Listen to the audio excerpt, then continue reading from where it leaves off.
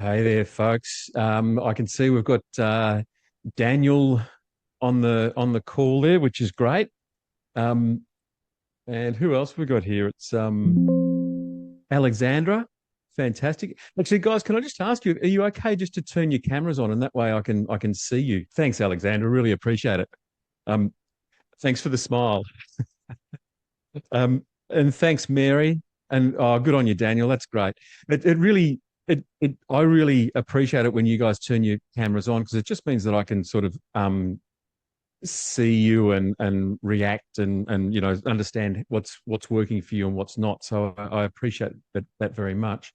Um, we've got Brett Patching, Craig, Chrissy, uh, Kevin Lee, Jack, Adam Folds, Emma, Terrace Young. We've got lots and lots of people here. That's great. And guys, if you've just joined, if you'd be kind enough to turn on your cameras, then I can just sort of see you and we can sort of you probably just find we'll get better value out of it if we turn those on. So Craig and Chrissy and Kelvin, if you're okay to turn on your cameras, I'd really appreciate it. So that would be awesome. Um, so yeah. Um, so look, just while we're waiting for a few people to come in, we'll get underway in the next couple of minutes. But I guess the focus of today is very much about that scenario where a designer or an architect really lives and breathes on their reputation and having raving fans. And so looking at the way that that works for um, design professionals when they're engaging with their clients. It's really tailored to that. And as you know, it's a bit of a challenge at the moment with the way that pricing's sort of working. So it's a bit tough. Um, just got a few more people coming in. Thanks for turning on your camera, Adam and Kelvin. Appreciate it. So that's really good. So yeah, we've got Eve who's just joined in. So that's great. And so yeah, fantastic. So look, what I'll basically just give you a bit of an outline of where this has all sort of come from. As you all know, pricing, particularly with the war that's happening in Iran, construction pricing has become really, really challenging. And the result of that is that it's so difficult for design professionals to actually go ahead and confidently develop designs that will align with client budgets. And so what this is about is actually catering for that and having a way to manage that budget situation. So, and look, you all of your at the moment you're all on mute, but I would really encourage you to ask a question. I don't want to just be sort of talking at you. I'd much rather be able to sort of have a conversation with you and really set it up so that we can speak and I can answer any questions that you might have. So please do feel free to put a question in the chat bot or chat box rather, and I'll keep an eye out for that. Also, Ryan, who's helping me on the call, she'll also keep an eye out for any questions or comments that are in the chat box as well. So just to get underway now, I guess the main thing here is that when it comes to understanding the way that you engage with clients and nail their brief, but actually get to a build stage where you're not having to redesign.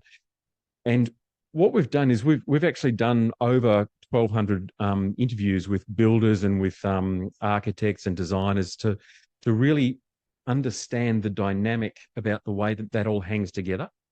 And so what we'll be doing is actually sharing basically the value out of what came out of those interviews and how we can actually make this work better for designers and architects. So kicking off first things first, I guess there's a bit of a situation whereby often the pricing when it's first given to a client can often kill a project and kill and do it in a way where it introduces all sorts of complications for the architect or the designer. And so the way that sort of plays out is you basically get people like these two on the screen here where they're shocked at the outcome of it and they're perhaps not ready for it. So it really becomes a matter of client disappointment where, as the design practitioner, you're having to actually manage not only their pricing expectations, but also their disappointment because all of a sudden the project is out of reach. So I'm going to talk through ways that you can manage that. Um, the other thing that it does is it also introduces unnecessary stress into your practice. So particularly if you're in a situation whereby you go ahead and you develop your the concept and you work through it, and then you actually eventually get to a point whereby you feel it's ready to go out to a QS. Um, Waiting for the QS to come back can be a very, very stressful sort of time. And whilst you're waiting for the QS to come back, you're also thinking to yourself, okay, well, I wonder how much value management we'll have to do. I wonder what we're going to have to do to fold this into it to make it work. And so what this is really about is actually setting it up so that you don't have that. We're gonna show you how to take that out of the process. And look, obviously there's the bit there about redesign and value management, which I've already touched on. Um, I think the speaking to most designers and architects, there is a standard step in the process for this, and it can often mean um, many hours of work and client management to do that. Um, what I want to show you is a way that will reduce your redesign and value management by 90%. So it'll basically get rid of it almost completely. And so I'll step you through and show you how to do that. And then obviously when you start talking about where a project goes beyond the client's budget and they walk away frustrated, obviously that creates a situation whereby it's a tough ask for the architect and the designer in terms of protecting their professional reputation, but also stimulating those referrals that every design professional lives by. So they're the ways that cost increases can really make it hard for a design professional. And so what I want to do is actually just step you through now some of the costs that are playing out. And this is basically with and look, I don't know how many of you know about ProCalc, but basically what we do is we provide costings and feasibility for builders and architects and designers. But the way that these costs are playing out at the moment is that they're quite substantial. Okay, so as you can see, and it's really the war in Iran is actually causing a whole lot of spikes. So the first one really relates to preliminaries and freight. Um, and the next one there is PVC plumbing materials up by 35%. Obviously copper, so electrical works and copper slab, and then you've got sort of bringing up the tail as timber framing, steel and joinery. Um, One of the things that you may or may not be aware of is that a lot of these costs are coming through to builders now. And so if they are coming to you saying, oh, look, we've had a cost increase, this is actually, 95% of their cost increases are actually coming from their suppliers. Um, one of and look, there probably is a little bit of opportunistic pricing going on in some places. So for example, one plumbing brand or one plumbing company that I know of, rather than putting their prices up for PVC plumbing materials by 35%, they actually put up their prices 35% right across the board. Okay, so there is a bit of opportunism or profiteering that can play out sometimes in this sort of thing. And it's yeah, it's I guess it's just important to keep in mind that often builders and clients are sort of on the receiving end of something that's happening further down the supply chain. So what that means is that overall, we're seeing construction costs up by about 4%. So fundamentally, more than 4%. So at this stage, it's sitting around about that sort of level. And what it's really doing is we're seeing it grow in costs, but as well as that, going forward, in terms of how much those costs increase, we don't actually know yet. It's a bit hard to say. It's very much dependent upon the orange roughie in the White House, in some regard, and I think it's if it's a longer a longer dispute, then it will, then obviously the costs will go up. But even if it were resolved tomorrow, um, these price rises will still be in place. So the idea is, I occasionally hear someone say, "Oh, yeah, look, once this latest spike is over, that will it'll all go back to normal." And look, I haven't really seen costs go down in the last sort of 20 years when things change in the marketplace. So they tend to either go sideways or increase. Um, yeah. So look, I think the overall the forecast overall cost for the war, that is added to a project because of the war, it's hard to say right now, but I believe it will be at least 4%, but it's probably going to be more depending on how quickly that sort of plays out. Um, there's probably a fair bit on that slide there, and some of you may have questions that you wanted to ask about that, and so you're quite welcome to unmute yourselves or jump into the chat box and ask a question there. Does anybody have any questions there that they wanted to cover off? I might just pause for 30 seconds just to see if any come through there, because there may be questions about relating to specific geographic areas or price trends that have sort of played out across the country even over the last sort of 6 to 12 months. If anybody wants to ask a question there. No? All right, no worries. I'll keep moving forward. But please do, even if you sort of think of a question halfway through, just throw it in the chat box and we'll cover that. All right. So in terms of creating raving fans, at the end of the day, people will always talk about a positive experience that they have. And given the nature of architecture and design practices, what that really comes to is no price shocks, no surprises and disappointments, or nothing that makes the client feel as though they've been wronged. Now, this is such a broad category because depending on the mindset of the clients, they might feel wronged if they don't feel that you've communicated with them enough, or you haven't heard their brief, or if you um, give them a surprise with the likely cost of the project, or there's 101 things that clients can feel unhappy about. And so really looking at ways to identify where you can identify ways that they might feel wronged and actually eliminating them from your process and your practice is a really crucial part. And I'll step through that in a moment. A big part of it is about having a clear documented process.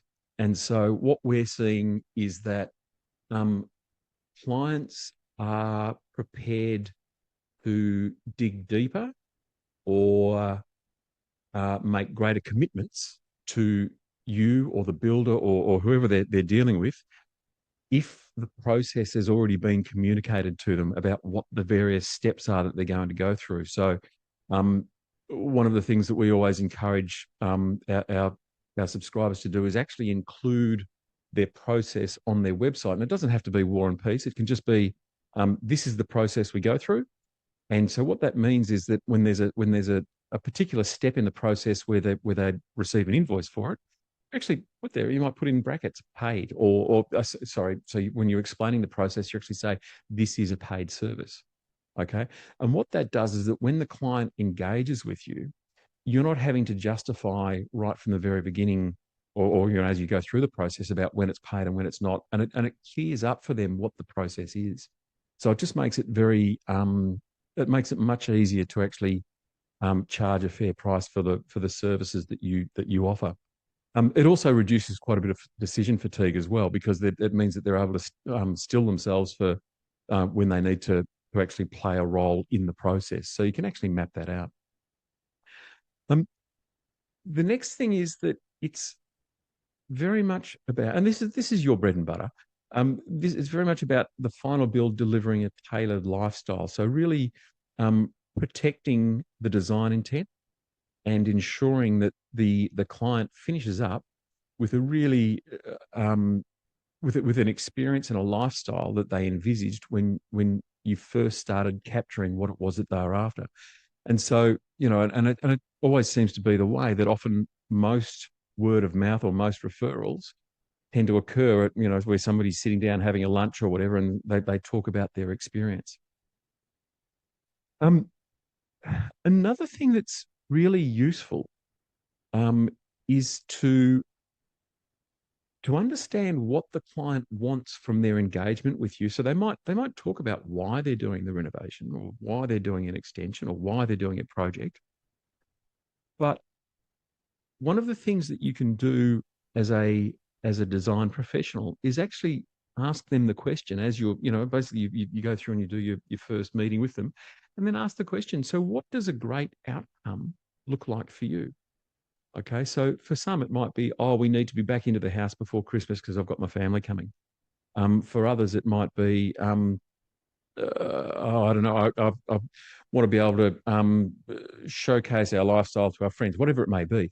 But actually getting them to articulate what a great outcome looks like means that you've got that overarching guiding principle, and you're able to work to that all the way through. And so what that means is that when you finally get to that stage whereby you believe you've delivered that outcome, you can actually remind them of that. You can actually loop them back and say, oh, do you remember when we first met, we talked about what a great outcome looked like? It was about you guys being in for Christmas so that you could actually go ahead and host your family, having an outdoor, a lovely summer's lunch for Christmas Day. And so looping it back there, and what that does is it then reminds the client that you've delivered on what they needed from you. The other thing that people often talk about is, when's the right time to ask for a testimonial? Okay, so ask for an endorsement or a referral or whatever it may be, and it can be always awkward, because if you let it go for a month after the project's completed, and you loop back to the client and ask them, um, it can feel it feels like a high risk ask. It's a really awkward ask, and whether you're a builder, an architect, a designer, whatever role you've played in the whole process, um, if you're not feeling comfortable about asking for a testimonial or a referral, it makes it really hard for you. So we've done a fair bit of research around this, and basically, if you are wanting to generate some social capital or some social proof from your existing clients, the best time to ask for a testimonial or a referral is actually immediately after they've paid you a compliment. So for a designer or an architect, that might look like the client says, "Oh, we're really happy with this. Like, this is exactly the way we sort of expected it to be. There's lots of lovely light coming in, and it's going to really deliver the lifestyle we want."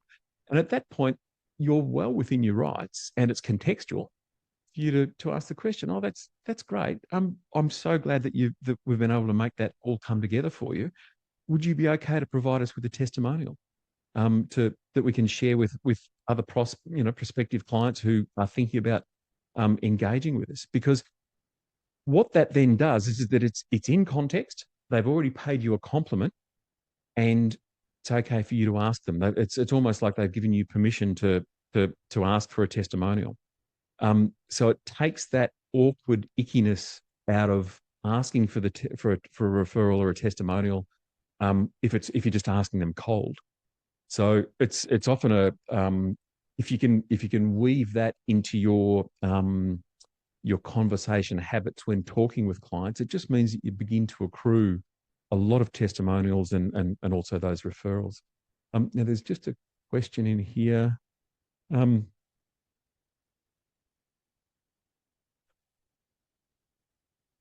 Often really happy clients commit to a testimonial but never seem to get around to writing it. Yeah.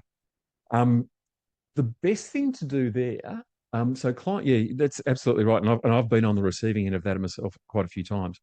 Even though you've done a great job, they're really happy and they just don't get around to it. I think the important thing to do there is if they've already said that they're really happy with you, I think you've sort of got license to say, "Hey, look, how would you feel about us writing a testimonial for you?" And then you approve it. And the easy way to do that is to actually say to them, "Oh, what are 3 things that you loved about the work that we did?" And they might say that, Daniel, I'm going to pick on you because you're at the top of my feed. Um, so they'll say, oh, Daniel was professional. He was delivered some insights and expertise, and he always made sure that things happened the way they were meant to.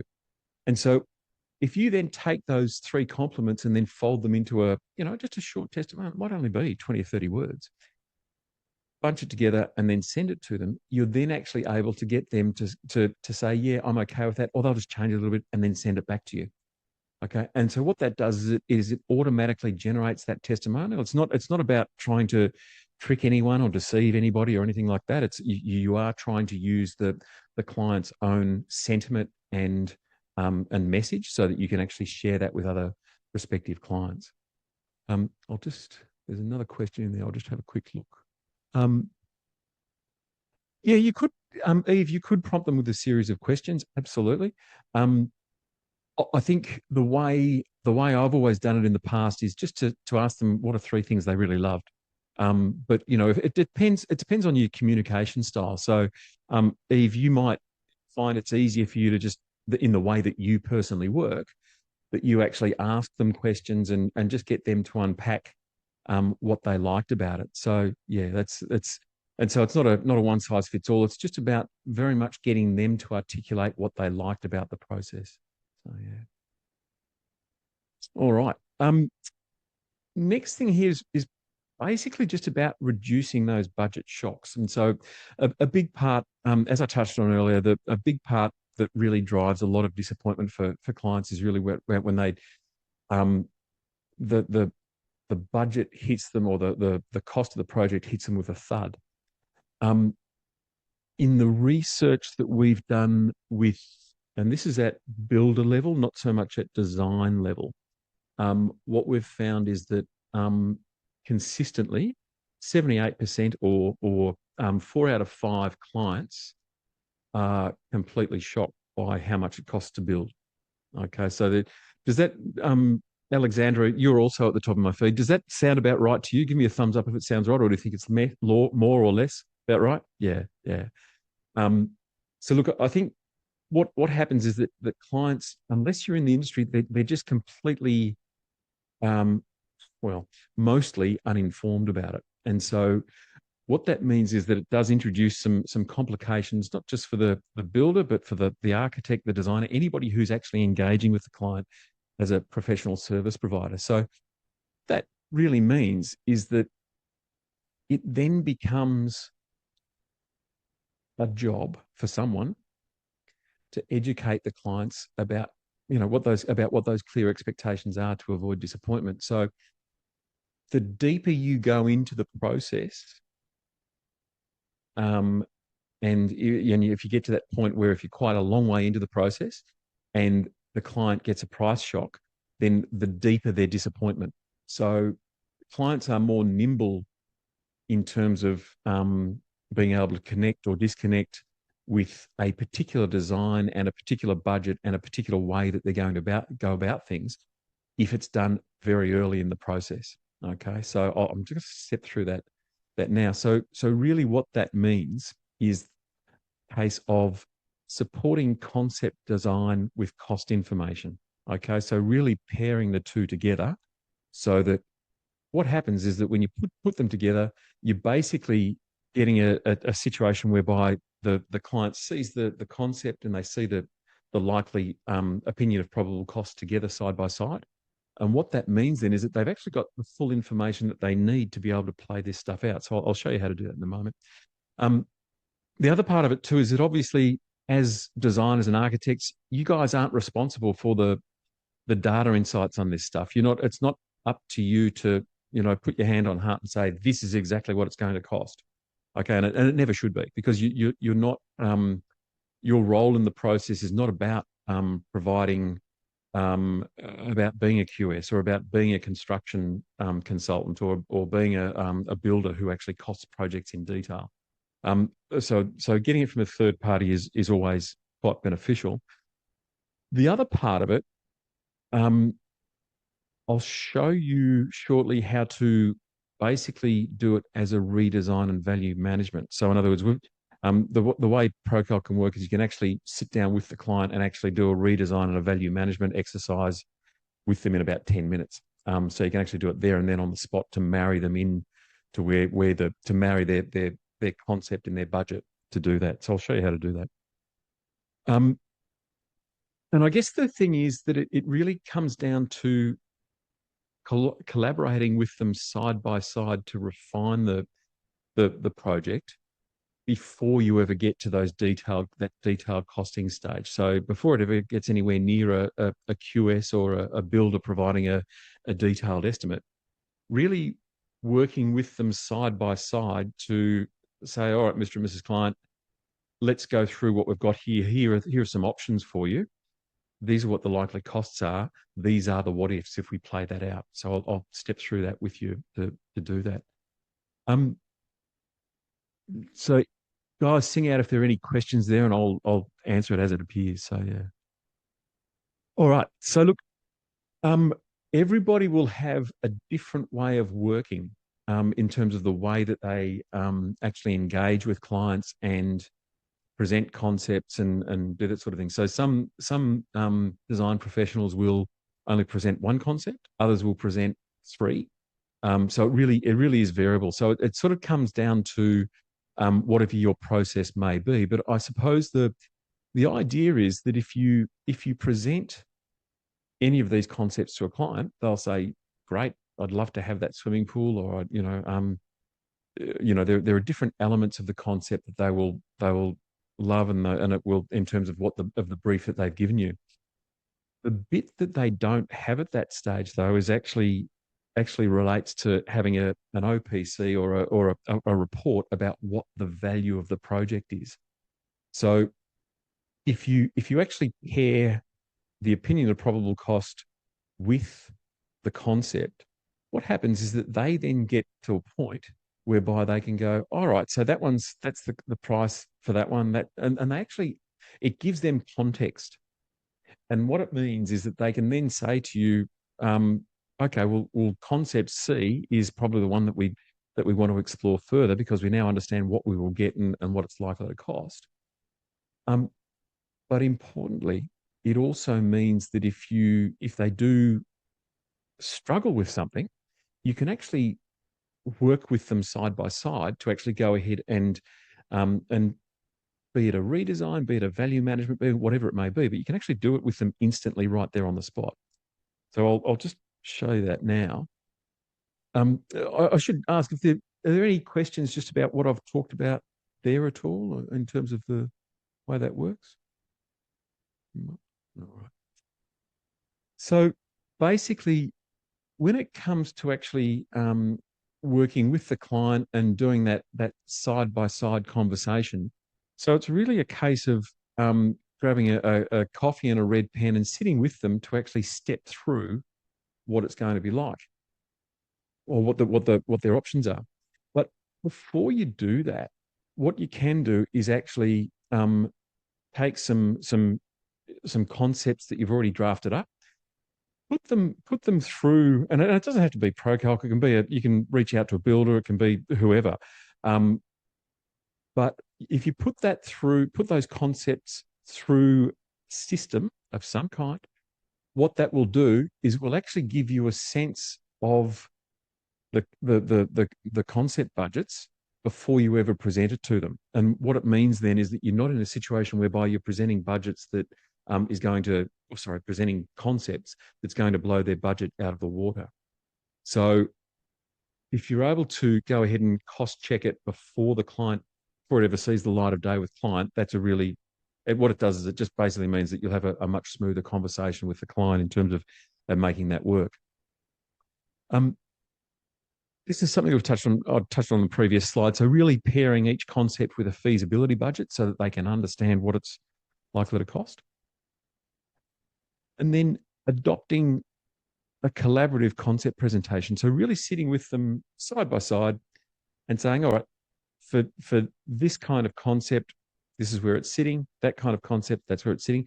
And what that then does is it actually draws out the client's responses to give you that feedback. And often a good way to do this is that if you actually are going to sit down with them and have a coffee and with a red pen, um, send them the information at least 2 days before you're going to meet with them. And that way they have time to digest it. They have time to think about how they want to challenge it, and which as long as if you've got the right information, you can welcome their challenge, because what it will do is it will help them evolve and progress their requirements with you. So so it becomes a positive conversation rather than um, a conversation where you're having to defend something that's been produced.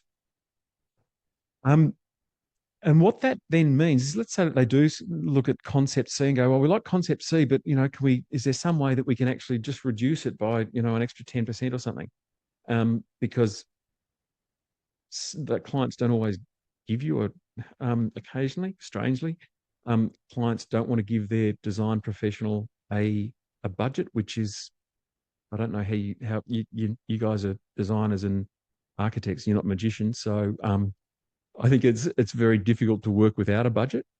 Um, but in the event where they do say, hey, can we scale this back a bit? You can actually go ahead and very easily feed in a redesign and also do some value management using ProCalc. And that basically it takes quite literally about 10 minutes to do that, because you're just adjusting a number of variables from a plan set or from a plan. So you can basically play out those what ifs with clients. So what that means is that 22%, or those 1 in 5 that I was talking about earlier, they will generally give a thumbs up. But of the 78%, about half of them are still open to going forward, as long as there's the ability to rescope and recost. So there is some low hanging fruit there, as long as you've got the right tools. So if you're in a situation whereby somebody says to you, oh, look, we just need to dial back the scope because we can't afford that. If you've got a tool that enables you to do that, you can do it very quickly there with them right on the spot. And so what that means is that it turns this conversation with the clients from a one that they find disappointing to one whereby they actually go, oh, actually, hang on, this person can really help me. They've actually worked out a way to do this. So it becomes a very, very constructive conversation. So that's that one there. And then obviously the big plus of that is that you then get a clear and confident client approval for you to go ahead at the next stage. So really the goal of this is for them to go, yep, I like that concept, I like that idea, I like that budget's achievable for us. Let's go to the next stage. Okay, because I think that's really the key thing. If you're able to provide them with a whole lot of market data whereby you're actually providing them with good information, then what that means is that you're actually giving them information they need to make good decisions. So it's the old adage that if you've got a wealth of information about a particular subject, you will make very informed choices about what you're doing. So and it's sort of stating the obvious, but clients are in the same boat. I'm just going to check this question here. Yeah, so the question here about getting those numbers, the ProCalc numbers, how do you check that they're correct? With ProCalc numbers, they're based on over 26 billion worth of projects we've now put through the system. So our algorithm is based on it's now over 60,000 jobs that have gone through the system. So what happens is that we projects through for both builders and design professionals.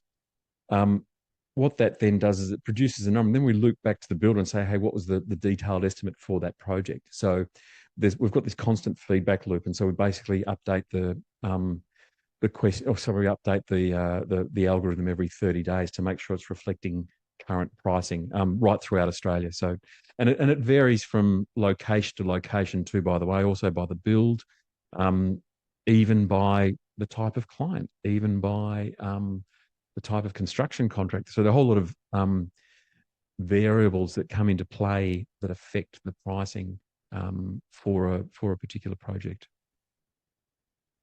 All right. I'm just going to show you a quick video here. Just When you're standing in a client's lounge room and they're waving their arms around saying, oh, we want this, we want to do that. And in the back of my mind, I'm thinking to myself, I wonder if these guys can actually afford this. That's why ProCalc is important. It's designed so that a builder can produce numbers within 15, 20 minutes. So rather than investing weeks and weeks and weeks in creating that first set of numbers, you can actually take the client's plans, upload them in 15 minutes. You've got numbers. You can shoot a formatted report back to the client that says, here you go, Mr. and Mrs. Client, this is what the industry calculator says your job is worth. Let us know if you'd like to talk further.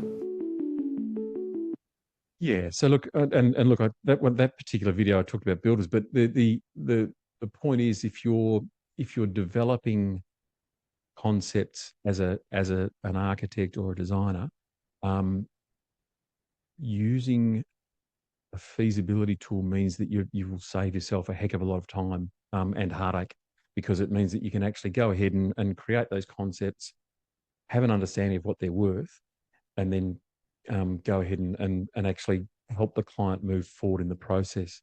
Um, and look, When you whoop, there we are. Some of you may know Ingrid. So one of the things that so she's one of our subscribers, and the things that she really likes about it is that it's they're based on industry numbers, and so she enjoys the fact that she can actually work out very early in the whole process what the job's worth. So it helps the clients understand what's involved, and it also makes them or helps them, make informed decisions. So what that means is that it finishes up being a less stressful sort of experience both for her and for the client, because what she's really doing is she's stepping them through the process in a way that takes the sting out of that budget conversation. Um, Another one here. So some of you may know Rebecca as well. So she basically talks about the way that it gives clients confidence, okay, to embrace their design and actually move into the next stage. So I think giving clients the ability to say, "Yep, this is all making sense. Let's go to the next stage," is really important, because it gives them um, it empowers them to actually make smart decisions, and that's probably the key thing that we always want to sort of keep happening for them, so that it keeps the process moving forward. For anybody that's wanting to have a ProCalc trial, so you can use it as a freebie, and do a trial there if you want to scan that QR code. And obviously, what we do is, as we release new products, we also we release them initially to our existing subscribers. So that's the way that we sort of find works best, because it means that they're already using the technology, and so as we add another part to it, they can actually scale up the way that they work and the tools that we offer them. So yeah. So does anybody any questions in regards to process, or yeah, I should ask. I mean, how do people currently? Oh, Alexandra, you've got one? Yeah, Um, it's easier to ask like that than typing it in the chat. sure. Um, I haven't signed up for a ProCalc trial yet, and I guess for you and anybody who's been using it for a while, it's quite easy to use. But have you had any feedback on how easy it is for new people that are only starting to, use a feasibility program or cost estimating program, how easy it is to use? And do you have a good help section that comes with that? Because I guess I don't know how self-explanatory it is, but Yeah, no, good question. One of the things that I'm really passionate about is optimizing user experience. Okay, so and what I mean by that is making new things really, really easy to learn. So typically, most builders and design professionals that use it, we do a tutorial with them. They learn how to use it, and they're up and running. But as well as that, in the background, what we do is when, particularly in the first sort of month or two that um, someone is with us, and even during the trial, what happens is that Alexander, if you produced a report for yourself, what happens in the back end is that we actually have our customer success people are looking at the way that you've done it, because we can see the measurements and all that sort of thing. And don't worry, there's nothing confidential in the reports. It's okay. But a really key thing that we want to make sure we can do is always see if there are any issues. What happens is that we then will reach out to you with an SMS and say, "Hey, Alexander, we just saw that at number 1 Smith Street there might be a bit of an error in the way that X was done." Whatever, so for that reason, here's a 30-second video to show you how to deal with that particular variable or that issue or whatever it may have been. And look, what we really try to do is we will generally do that within 24 hours, because we know that if you put garbage into ProCalc, you'll get garbage out of it. Like pretty much like any computer system. So making it easy to use with the measuring tool that you saw before, but also making sure that it's being used correctly is really a key thing. So I guess the main thing is that we have constantly got that feedback loop, as well as that we've also got a knowledge base that you can tap into. We've also got an AI chatbot that you can actually tap into. And for subscribers, we actually also have you can book in a support call where basically, if you've got a subscription, you can actually say, "Oh, this still isn't making sense," or "This one's a bit of a complex one. I need a hand." So you can go ahead, put it into the system, and then actually book in a support or calibration call to go over it. So what would happen is that one of the team would actually go over it with you and make sure that it's actually being done correctly. So yeah. So in terms of the support side of things, we've worked really, really hard to make sure that that new users and all users for that matter are supported. So the goal of our customer success team is to really make sure that all of our users are able to successfully get good, accurate numbers out of ProCalc. Because if you don't get accurate numbers, it's not going to help you very much. So, yeah. Any other question? Another one? Yeah. Oh, that's good. All right, no worries.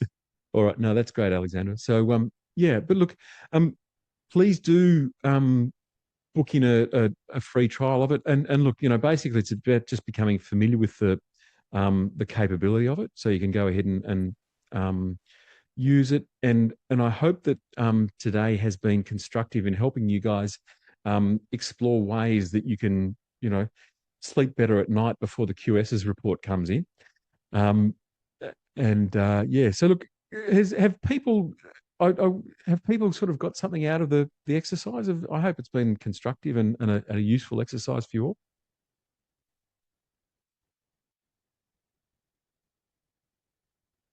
So yeah, all right, no, that's great. Good on you. Pricing, yeah, good question, Eve. So there's basically if you with the way ProCalc works is that you can basically a growing plan, which is about so if that facilitates 2 projects a month. And what means is that you can actually go through, put in 2 projects, and with each of those 2 projects, you can put in 3 plan sets, because as you know, it's really not. It's rare that you would say, right, this one plan is going to nail it. So it actually enables you to put in 3 plan sets or 3 project types per project. So it's treated as each address or each project is basically an address, is probably the right way to think about it. And so what that means for $129, you can basically process 2 of those projects, and it's basically a 12-month subscription. And so yeah, that's the pricing of that. So thanks for the reminder, Eve. I actually I meant to tell you guys about that, but I completely forgot. So appreciate it. Are there any other questions, guys, that you wanted to cover off? Fantastic. Thanks, Eva. Appreciate your feedback. That's good of you. Yeah, that's great, guys. All right, fantastic. Um, thanks, Golob. Appreciate it. That's really good. And I hope that you all have a great day. And yeah, please do book in if you'd like to have a blast with Procalc. Good on you, Alexandra. Appreciate you having a chat. So that's great. Thanks all. Good on you, Daniel. Thank you. Bye for now. Thanks, Emma. See ya. Thanks, Calvin.